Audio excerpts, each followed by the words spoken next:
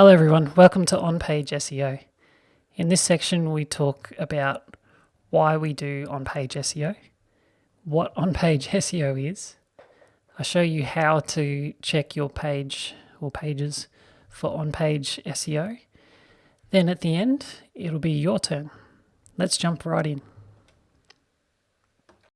So why do we do On Page SEO? We do it to help increase our search engine ranking.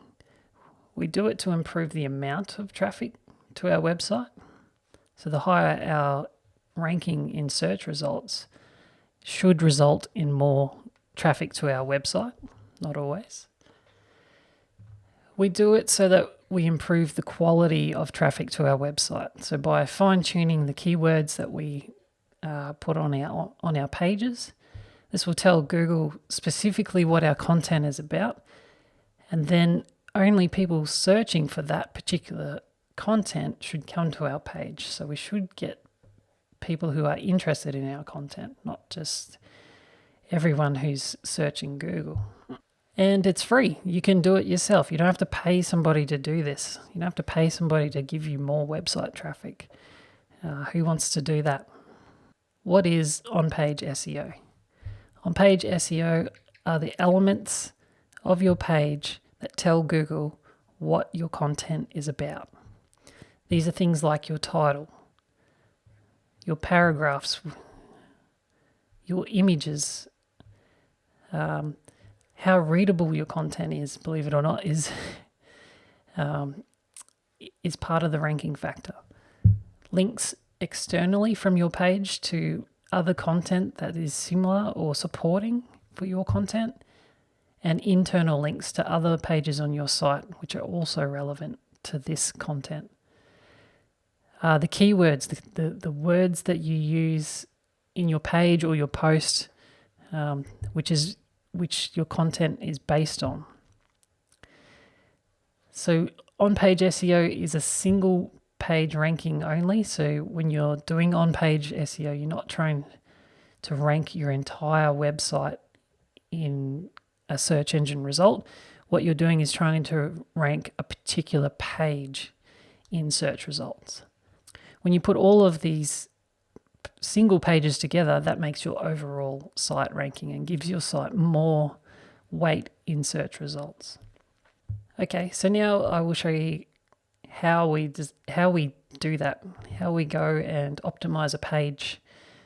The first demonstration I'll show you is using the Yoast SEO plugin, and by now you should have either through the prerequisites installed Yoast SEO if you're a WordPress user, or in the first video of the workshop I walk you through how to install Yoast SEO as well. If you're a Squarespace user, there's no particular plugin that you can use to optimize your pages. But stay tuned, I have an SEO checklist and we'll walk through a Squarespace page and manually check for the things that Yoast will do for you automatically. Okay, so if you've installed Yoast SEO plugin already, when you log in to your WordPress dashboard, you'll be able to see this widget here on your dashboard, which gives you an overview of how well you're doing with SEO. The more good posts you have, the better. And so you can go and click on these links and edit just those 17 that are okay, or those 5 that have that don't have a focus keyword. If you don't see that or have that, you can come up here to the screen options, drop that down, and you should see an option for Yoast SEO posts overview. If you tick that, that will then add it to your dashboard. Let's choose one of these posts without a key phrase or a focus key phrase. That means that when Google searches these pages, they won't be indexed for any key terms at all, so they won't show in search results simply because they haven't been optimized. So let's pick one of those. That should be a pretty easy target. By the way, don't have 17 updates in your WordPress website. Please keep your WordPress website up to date. You shouldn't have any there. This is a test website, so that's why I can get away with that. going to use this page, the Dream for Others giveaway plus discounts. So let's edit that page. Once your page loads, scroll down to the bottom and you should see this section here for Yoast SEO. We'll start with the SEO tab. We'll scroll down. You can see there's no focus key phrase in here. It's showing us a snippet of what a search result would look like for this page in mobile view, and we can switch that over to desktop view as well. So this is what it would look like on a laptop or a desktop computer when we search on Google. So we'll leave it on this desktop view. That's what we'll use to optimize it. And then here where it says SEO analysis, if we click that, it will have a drop down and it shows us the results of the different tests that Yoast does to check our page for on-page SEO. So obviously the green dots where we've met the SEO guidelines and there's no further work we need to do with those, so we kind of just ignore those. Anything that's orange still needs some work but is kind of meeting the guidelines, so we can leave those, but we shouldn't. We should try and get those to green. And the reds, we should definitely try to move them from red to orange and if possible to green as well. Sometimes it doesn't make sense on a particular test, and that's fine. That's up to you to judge whether the test makes sense or not. But let's have a look and see if we can improve some of these results. So the first thing we need to do is give this page a key phrase. It's got to have a key phrase, otherwise we can't get this indexed. So I think its key phrase should be Dream for Others. As you might have picked up, you can use more than one word as your key phrase, but it's kind of combined together as one phrase. If you want to target multiple key phrases, then you will need the premium version of Yoast SEO. So this will be our key phrase. We'll come down here to our slug. So the slug is the part of the URL that the end users will see. So it'll have your website address / Dream for Others giveaway. And then there's no meta description entered yet. So when there's, and you can see that from our snippet, it says, please provide a meta description by editing the snippet below. So you can put whatever text you'd like in here. It doesn't affect the content on your own website, but it will affect what gets shown in the Google search results or the search engine search results. So for the sake of our demonstration, I will just grab some text from the article, but you would want to have a meaningful description of your page.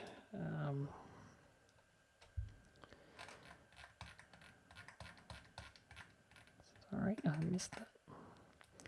Let's grab some text. Grab all of it. Thank you.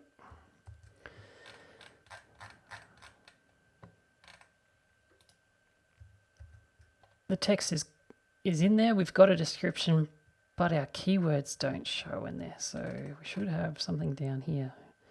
Key phrase in introduction. Key phrase in metadata description. The metadata description has been specified, but it does not contain the key phrase. Fix that. So let's fix that. For the sake of the demonstration, we could just drop that key phrase in here.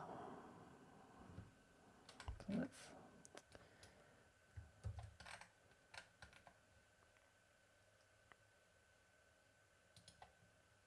we could just do that. If we come down here, now that the metadata description is in there and it's now orange because we've got a description and it has our keyword, but we need to meet the minimum requirements.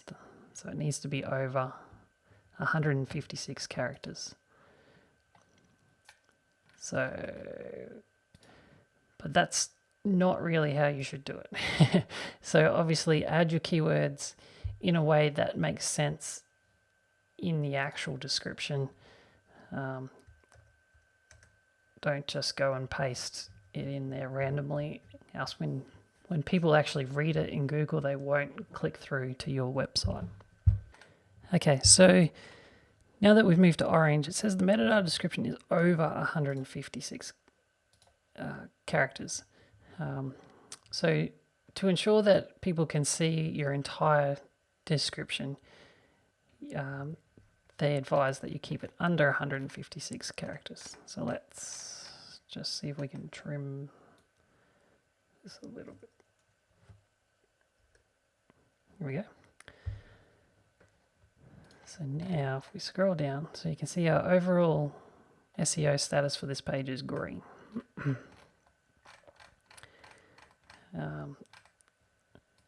So we could just leave it there, and that's enough for this page to meet the guidelines and start getting indexed. So what you would do then is, until you've got that green, you would go through each one of these tests that are either red or orange and do what you need to do to the page to get that green smiley face. If you don't know what something is, you can click on the first link, which will tell you what it is and why it's important. So this will take you over to the Yoast SEO website. It tells you what the check is and why it's important. But I found if you click on the link on the end where it says make sure to add some, this actually tells you why and how to actually resolve the test. So in this case, it's about adding internal links to other pages, and then the article actually shows you how to add a link. Not that you probably need help with that, but it will explain that for each one of the tests. So you'd work through those until you got the green smiley face. So then once you've done that, scroll up to the top of the Yoast SEO section, and then come across to the readability tab. So again, there are a number of tests relating to readability of your content. And if your content isn't readable, then it doesn't get as high a ranking in search results. So you can go through these. Again, the same thing. You can click on the link to find out what the test is and what it's about. And then you can go and make changes to your article and then to achieve sort of the green smiley face. These ones take a bit longer, and writing's not really my expertise, so I won't attempt to try and do this live. But yeah, you can work through these in the same fashion as the SEO tab, and then once you've got the green symbol, then you should be fine. The last tab is the social tab. This is an interesting one. So if you come in here and fill out the title for Facebook, give it a description, and you can also upload a custom image for display on Facebook, so that if you post this link into Facebook, it will show a unique preview for this one post. So the same goes for Twitter. If you add a title and a description and an image, when you paste a link to this page into Twitter, it will come up and show that title, that description, and that image, instead of just whatever the default one is for the page.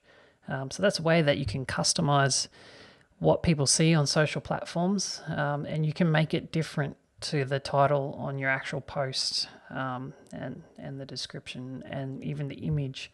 You can use a totally different set of metadata there if you're trying to tailor to a specific audience on social media.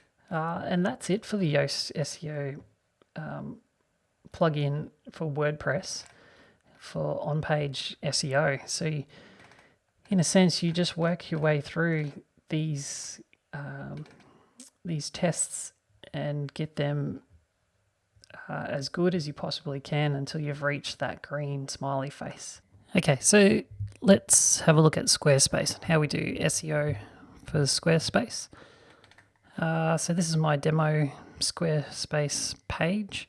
This page is about projects. So projects will be the keyword that I intend to use. So Squarespace has an SEO section. So when you click on the page, you can go to its settings